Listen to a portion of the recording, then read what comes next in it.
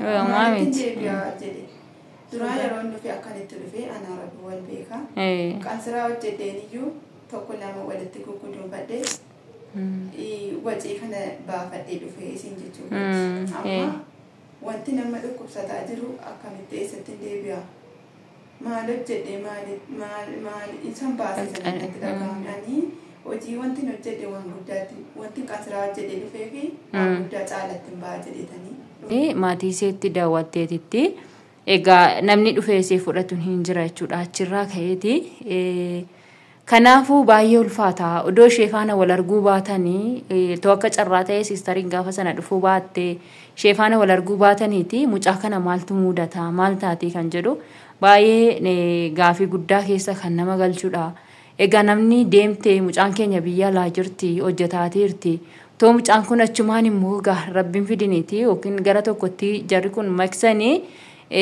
mucaan keenya maanuu dawwaluu didde mahabirri erguu didde maal taate jedhanii raawwatanii warri haadhas ta'u warra abbaas ta'u akkasuma mooyyuu warreen immoo tidaarii qaban abbaa manaa isaanillee ta'u ganaa ishee achitti taa'anii ishee cirachuu malee muudannoo mucaa kana muudate maalidha maal rakkatte maaltirra ga'e jedhee namni yaadu tokko hin jiru jechuudha biyyuma keenya kana keessattuu namni kana yaadu hin jiru jechuudha mucaan kun rakkattee laata waati ishee muudateela jedhee namni namaaf yaadu hin jiru gaafa yookiin guyyaan ture yookiin waggaa tokko yookiin waggaa lama gaafa mucaan kun toorarraa baddee yookiin immoo maatii dubbisuu diddee egaa giddiittuu dubbatu yookiin gaafa sana malee atattama kanarratti muudannooti ishee muudateedhee namni yaadatu hin jiru jechuudha nama kamiyyuu kanaafiyyuu egaa nama to'achuunis gaariidha silkiis ji'atti illee akkasuma yookiin torbee lamattirree yoo dubbisuu dadhaban maaliif namni kun toorarraa bade ejinsiidhumallee dawalanii gaafachuu maal keessa jira namni kun jedhamee namnis to'atamuun gaafatamuun barbaachisaadha egaa namoonni baay'een immoo kunoo gara biyya alaatti deematii jiru haala kamiin deematii jiru deemanii raawwatanii yoo akkamittiin kan isaaniif tasaakkaa jiru kan jedhu gaafii guddaa namatti ta'a akkuma mucaa kanarratti argitanitti amma kunoo deemtee ji'a sadiitti deebiteetii dhuftee maallaqa ishii dhabdee baay'ee ulfaata jechuudha fayyaa ishiillee dhabdee dhukkubsataa tanan jira jechuudha idduma dhuftee illee amma mataan kan kuna dhukkuba jetti lafa naazoora jetti garuu gaafa deemtu ati fayyaadha miti asi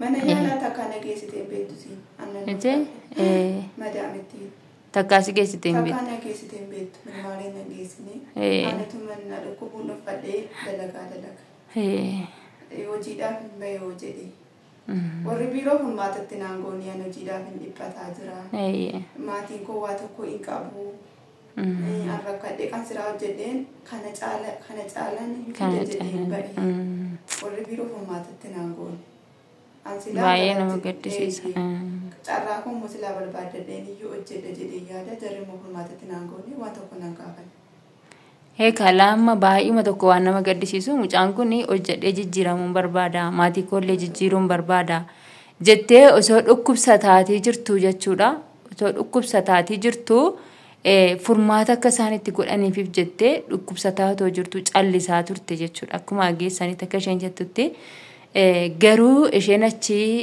waan qaban hundumaa maatiisiis ta'uu nama kamiyyuu ta'ee isiillee taatee dadhabdee hojjedhee tanan kan kana caalu argadha jettee maallaqa see sana baastee deemtee garuu immoo har'a isa sanas dhabdee fayyaa ishiillee dhabdee jechuudha kan ishiin deebiteetii dhufte waan baay'ee nama gaddisiisu haalimti ishiin immoo ittiin dhuftellee haala kam akka ta'e kunoo akkuma irraa dhageessanitti jechuudha baay'ee tokko nama gaddisiisa lakki yaa sabaa waliif yaaduun gaariidha warri daa'ima gara biyya ormaatti ergitanis akkasuma mooyyuu warri achi keessa irree jiraattanii amadaamin daa'ima fuutee isinitti deebistee akkasuma furmaata tokko jara kanaaf erga tokkicha maallaqa isaanii kaffalaniitii ba'anii mannillee jijjiiramuufitu jira haalli kamiyyuu ilaalamuufitu jira garuu jara kana har'aasii deemanii achi dhaqanii maallaqa isaanii baasanii osoo bu'aa tokko hin argatin mooyyuu gaafa achi as deebisanii isayyuu urfatti gatamanii jechuudha kuni urfatti gatamuudha dhugaa maatitti namaa bilbiluu dhabuun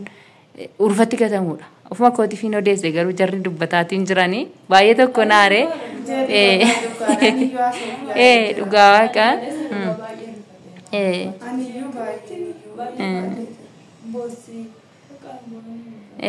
لا باقي أنا ما قدي سيسا وانتني قدمو قدمو أكملتين ديبيا سلو كان سراو جدين كان تعالى نوجد جدين جدين يو يبدأ لكوسات دبنا بسربسة أما وجينو جني نا كأير مغرب بيرو سلا تراكو نمكورا والله وجيدا من بيوانتي إذا كان قافي تقولني نانجير سنجراني تكيتي كتاني كربيات نديبسني كان زكاب كان قوتسنا نجني كان نكافني كان تيتو مجاكون نفتي أتي دوتي ياراتي نفتو باتي غرا كامتين غرا أچما كيستين ويتاغ توي بوني نفسدادا Minaanin jiru achi keessa farankaar kan qabdu bitachuu dhabe.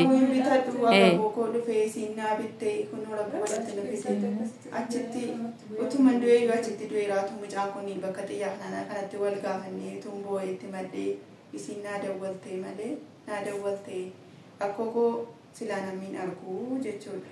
Utu mucaa kana ayyaattuu si jedhamtu kanaan walitti rabbiin ofii duubaati.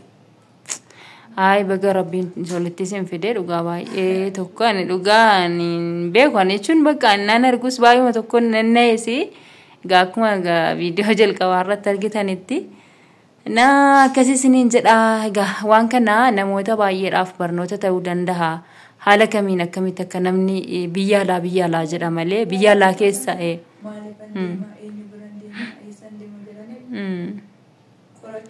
barbaachisaadha.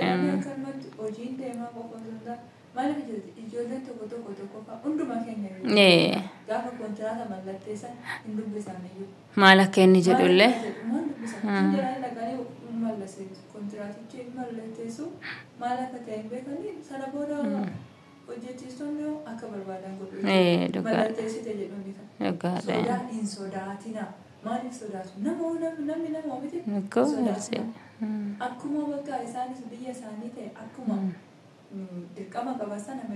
mirgas qabu dhugaadha. Gaafa wanta kanaa mu fakkeenya wanta kanaa gaafa sanii irratti mul'atu. Ani kan Saawudiin beeku malee amma akka Dubaay yoo ta'e innaan dhuma sana poolisiitti bilbila innaan dhuma sana dhufanii iddoo dhuma sanatti qaqqabu. Dhugaadha. Tokkoffaa kaansilii dhumayyuu godhanii jechuudha. Gara biyyaa deebisuu mirga qabanii. Biyyaa baate malee hojii ishee hojjetattee sa'aatinaa xumurteetti galu osuma ta'eyyuu carraa sadii qabdi. Carraan kenna ofii qabee. Tokkitti dhuma geessanii achi deebisanii gara biyyaa deebi'u. Gaarii miti.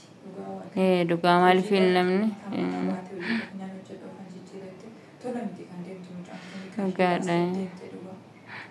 dhugaadha ndee waan qabdu baaste dhugaa baay'ee nama gaddisiisa. Ammachi gara biyyaatti deebi'uu baay'ee nutti gaddaa jira. Maamiti duraa yeroo nufi akkanitti dhufee ana rabbi wal beekaa qansiraa hojjeteen iyyuu tokko lama walitti gurguduun badhee wajii kana baafadhee dhufee isin jechuudha.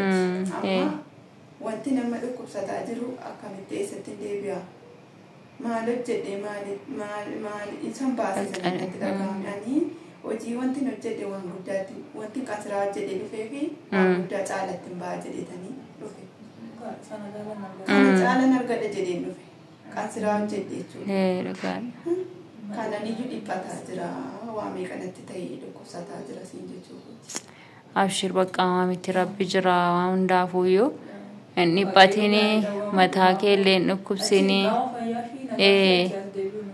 dhugaa rabbi waa sii gochuudhaaf dhugaa dubbachuudhaaf isheellee sitti qabee ati lakkachitti rakkanne dhufteetoo amma asitti turtee maatiin kee eenyumayyuu haa ta'uti asitti dhufee akkasi fudhatu iyyuu jechuun rabbi dhugaa rabbiin si jaallata dhugaa dubbachuudhaaf sila mucaa ayyaantuu kana natti fidee gara mana siisterii waa tokko hin dhiphatini naan jette gara mana siisterii kooti deemne siisterii koo achirti bakka kanaa jirti achi deemna bakka anis kunuu galaan jira naan jette namootee deemte ansila achumatti hin gatamaa jechuudha.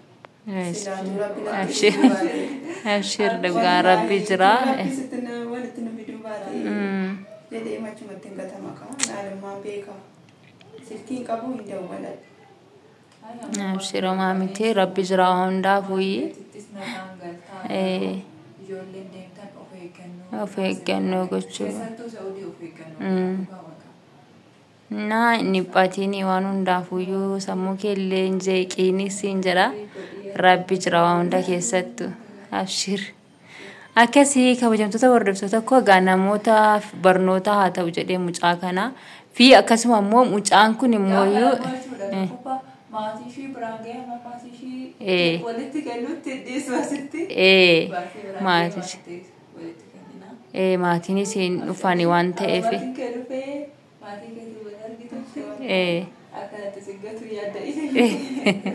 Ara eriguun deemtuu nuti tokkodha. Atis intala Oromoo nutis ilmaan Oromooti. Rakkoon hin jirtu. Atis intala dhalaa takkadha nutis immoo akkasuma waan taaneef nuti tokkodha. Nuti tokkodha. Kanaafumtu sitti dhaga'amni amma maatiin kee dhufutti firii ta'ee ishiidhaan adda sin baasu buleettidhuma kootiyatis. Akkasiin jedhaa dhokoo kabajamtoota hordoftoota koo waan akkasitti ture baay'ee tokko natti dhaga'ame dhugaa mucaa kana jechuudha.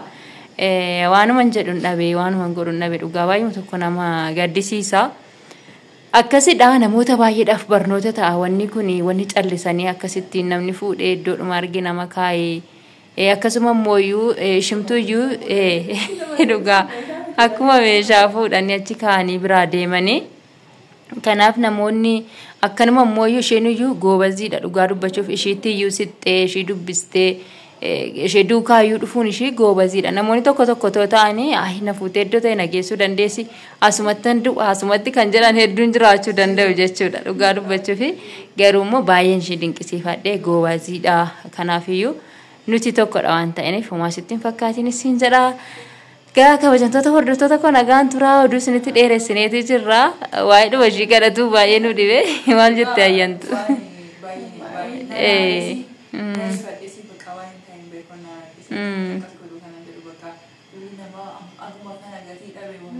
Dhugaa baay'ee nama gaddisiisa. Innaa abshirisiin jedha gifti kiyyaa. Akkasii fayyaa ta'a kabajamtoota hordoftoota koo anis dadhabee jira gara mucaa kootti hin deebi'a. Ciao bakka.